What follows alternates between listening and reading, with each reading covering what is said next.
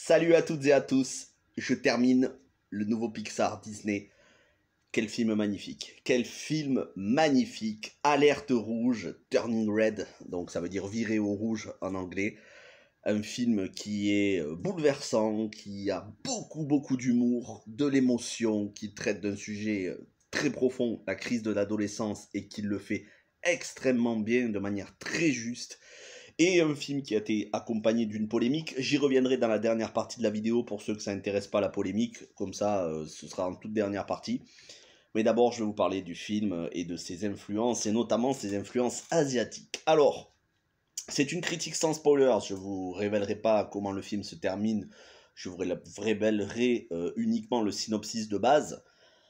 On y suit Mei Lin, une jeune qui me semble être chinoise, c'est pas explicité exactement dans le film, en tout cas une jeune asiatique dont on pense, voilà, chinoise, qui a donc toute sa famille, c'est vraiment une famille chinoise. Ils habitent au Canada, à Toronto, et elle a 13 ans, elle est en train de traverser une crise d'adolescence, elle est en train de se découvrir de nouvelles émotions, et surtout, elle a une malédiction dans la famille, une lointaine ancêtre, à l'époque, hein, dans une époque très reculée, avait demandé au dieu de lui donner le pouvoir de se transformer en panda roux, et donc ça s'est transmis à travers toutes les femmes de cette lignée jusqu'à elle, donc de mère en fille, de grand-mère en petite fille, et à ses 13 ans, elle va découvrir que lorsqu'elle se met en colère ou lorsqu'elle a des émotions, alors ça peut être une joie intense ou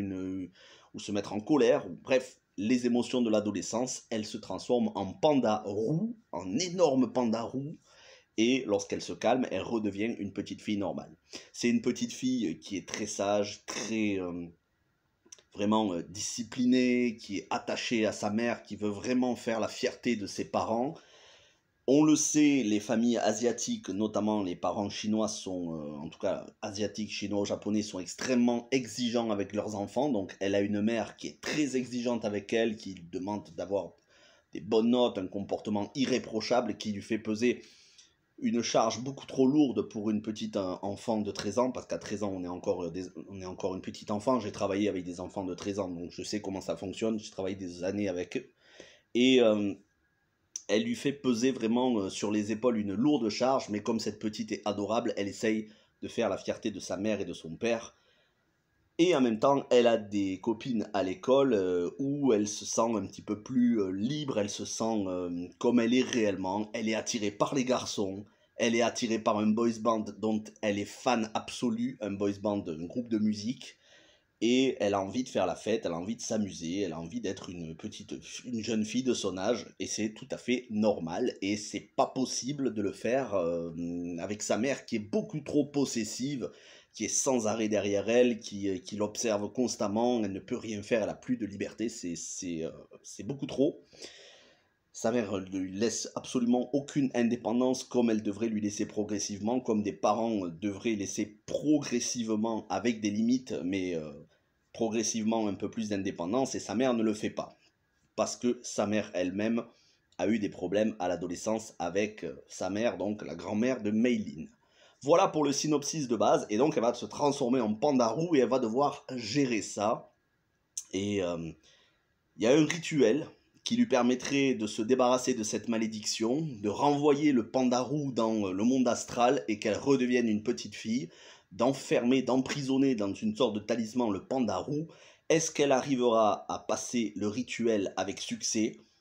Il s'avère que le rituel va tomber le jour même où elle doit assister au concert du boys band dont elle est fan absolue avec ses 3 meilleurs amis. Qu'est-ce qui va se passer? Voilà, j'en dis pas plus. Si vous avez vu le film, vous savez. Et maintenant, je vous dis ce que j'en pense. Alors déjà, on va passer à la critique juste technique et ensuite on s'intéressera aux propos. Techniquement, c'est magnifique visuellement, c'est une beauté, les couleurs, le panda roux, les poils, la manière dont il est fait, dire, au niveau comment dire, technique, au niveau de l'animation, c'est exceptionnellement beau. C'est vraiment un film qui est très beau. au niveau des couleurs, moi il faut savoir déjà que Kung Fu Panda de DreamWorks, alors c'était DreamWorks, c'était pas Pixar, Kung Fu Panda de DreamWorks, c'était mes films d'animation préférés. Et chez Pixar, mon film préféré, c'est Vice Versa, justement parce qu'il traite des émotions des enfants et des jeunes adolescents. En l'occurrence, dans Vice Versa, c'était des enfants et Vice Versa était un film exemplaire qui traitait de manière tellement pédagogique les émotions des enfants, la colère, la tristesse, la joie. C'est un chef-d'œuvre absolu, Vice Versa. Et c'est même un tuto, j'ai envie de dire, pour expliquer aux parents comment fonctionne l'esprit de leurs enfants. Ici, on est dans un mix entre les deux. Clairement, la culture asiatique est mise en avant. Les pandas aussi, on sait que les pandas c'est une espèce en voie de disparition, il en reste très peu, il faut absolument les protéger. Alors ici c'est des pandas roux, magnifiques, vraiment. Mais l'animation à travers les yeux de cette petite enfant, mais aussi de tous les autres enfants et de tous les personnages du film, l'animation à travers les expressions du visage de ce panda, les décors, tout est somptueux. Donc déjà, on est sur un film d'une très grande maîtrise visuelle. Ensuite, au niveau de la musique, c'est Billie Eilish qui compose, qui écrit les musiques avec son frère, Phineas O'Connell, qui, alors Billie Eilish ne chante pas, mais c'est son frère Phineas O'Connell qui chante et qui fait un des membres du boys band fictif qu'il y a dans le film. Et la bande originale complète est une totale réussite.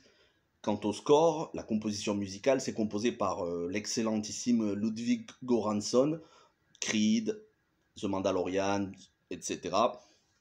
Black Panther aussi, il me semble.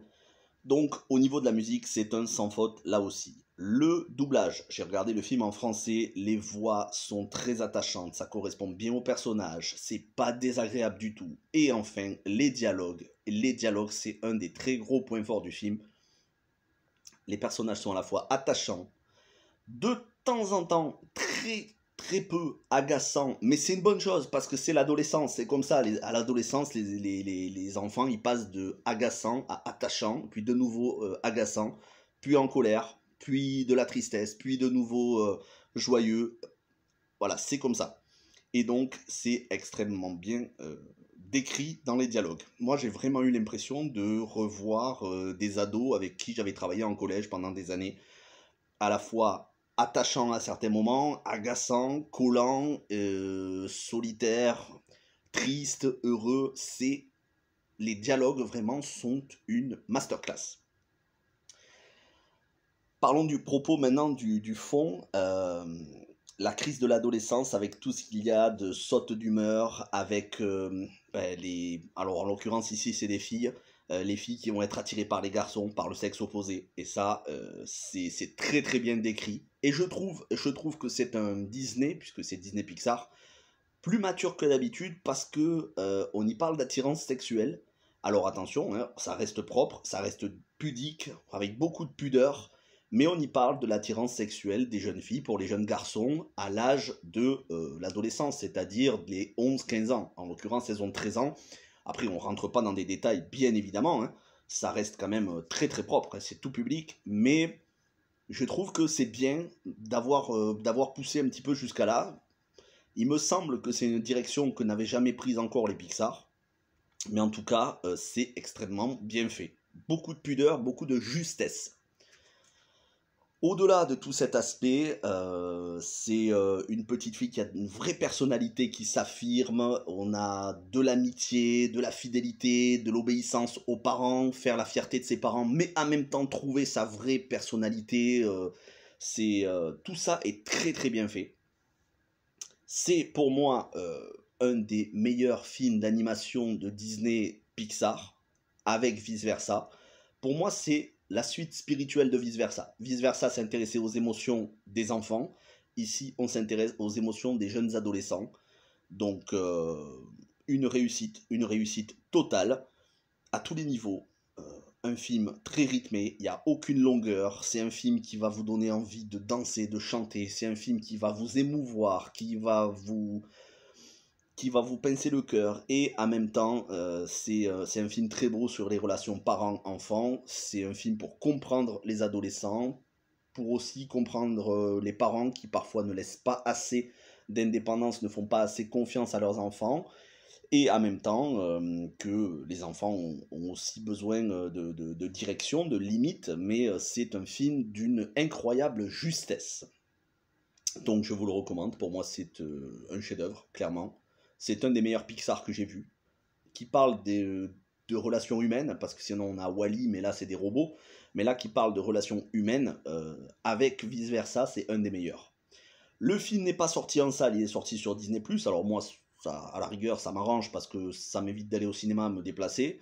Ceci dit, que ce soit en salle ou au cinéma, vous allez vous régaler pareil, hein. Peut-être qu'en salle, vous aurez amené vos enfants, ben là, vous allez le voir à la télévision sur Disney+. Donc c'est pas gênant, en soi, sachant qu'en salle, en ce moment, il y a énormément de films, donc on pourrait pas tout mettre non plus. Mais c'est pas gênant. Après, je crois que Pixar, ils étaient pas trop chauds, comme Lucas, non, c'est Lucas et Soul, donc les deux précédents qui ne sont pas sortis au cinéma, mais qui sont sortis sur Disney+. Je crois que Pixar était pas trop chaud pour le sortir sur Disney+, uniquement. Mais bon, c'est la stratégie de la chaîne. Normalement, les prochains, ce sera en salle. Quoi qu'il en soit, c'est un divertissement que je recommande vraiment à 100%. Mais malheureusement, ça s'est accompagné d'une polémique, et donc si vous en avez rien à faire de la polémique, vous pouvez vous arrêter maintenant et liker, vous abonner, partager. Si vous voulez savoir la polémique et mon point de vue sur la polémique, ben, je vous le donne maintenant. Et donc cette polémique, c'est LGBT. Encore une fois, c'est de la polémique woke à une polémique qui m'insupporte totalement. Le film, à la base, Pixar avait mis des éléments LGBT qui ont été supprimé par un comité de censure qui, entre guillemets, a été approuvé par Disney. En gros, c'est Disney qui ont approuvé qu'il y ait un remontage et que toute mention LGBT soit enlevée. Alors, Pixar, bien évidemment, ils ont pété un câble. Ils ont fait une lettre ouverte à Bob Chapek, le président de Disney, le président actuel, en disant c'est pas normal, hypocrisie, d'un côté vous dites soutenir l'inclusivité, de l'autre côté vous supprimez les éléments de soutien à la communauté LGBT et à tout ce qui est inclusivité. Alors que ce soit clair, je suis content que Disney ait enlevé tout propos en faveur de tout ce qui est LGBT. Ça m'aurait profondément énervé de voir un film qui est pour des jeunes adolescents qui fasse la promotion non seulement du mode de vie LGBT, mais de l'inclusivité, du wokisme, du progressisme. Le progressisme ou le wokisme, c'est pareil, ça m'aurait profondément énervé. Un film pour les jeunes enfants n'a pas à faire de militantisme politique. Et ça, je suis très content qu'ils aient enlevé toute mention d'inclusivité LGBTQ+, X, Y, Z, toutes les lettres de l'alphabet, du clavier, tout ce que vous voulez, queer, gender fluid, gay friendly, tout ce qu'on s'en fout. Je suis très content que Disney ait enlevé ça. Pour moi, ça n'a absolument rien à faire dans un film Disney, encore moins dans un film pour enfants. Qu'on fasse ça dans un film pour adultes, c'est une chose. Qu'on mette ça dans des films pour enfants, pour jeunes adolescents, je trouve ça inacceptable. Disney n'a pas à faire de militantisme politique dans ses œuvres, surtout quand elles s'adressent aux plus jeunes. Je ne suis pas parent, et je ne compte pas l'être dans ce monde, voilà. Mais si je l'étais, je m'insurgerais contre le fait que on se serve de dessins animés ou de films d'animation pour faire passer ce militantisme progressiste, pour gaver nos chères petites têtes, nos chers enfants, pour leur bourrer le crâne avec ces idées-là, avec les idées de minorités qui veulent absolument qu'on accepte et même qu'on adopte leur point de vue, leur mode de vie. Je trouve ça insupportable. On se portait très bien avant avec les films d'animation, les dessins animés où il était fait aucune mention de tout ça. Mais aujourd'hui, on est dans l'ère progressiste et dès lors qu'on n'en veut pas, tout de suite, on est considéré comme homophobe. Les propos que je suis en train de vous tenir peuvent être considérés par certains comme homophobes. Et il y en a peut-être parmi vous qui seront choqués de ce que je dis, qui sont abonnés et qui risquent de se désabonner. Bien, sachez que si vous vous désabonnez, il n'y a aucun problème. J'assume totalement ce que je dis et sans scrupule, je le pense, je ne veux pas d'inclusivité dans les films d'animation. On a déjà de l'inclusivité partout dans les séries et dans les films, ça me saoule. Alors l'inclusivité, que ce soit de l'inclusivité LGBT, l'inclusivité féministe, l'inclusivité, tout ce que vous voulez, ça me saoule profondément. j'estime qu'on n'a pas à se servir de dessins animés pour faire cette propagande. Parce que pour moi, c'est une propagande, c'est du militantisme. C'est du militantisme qui est légitime, certes, mais j'ai pas envie qu'on en mette dans des films pour enfants, tout simplement. Et ici, on est dans un film pour enfants.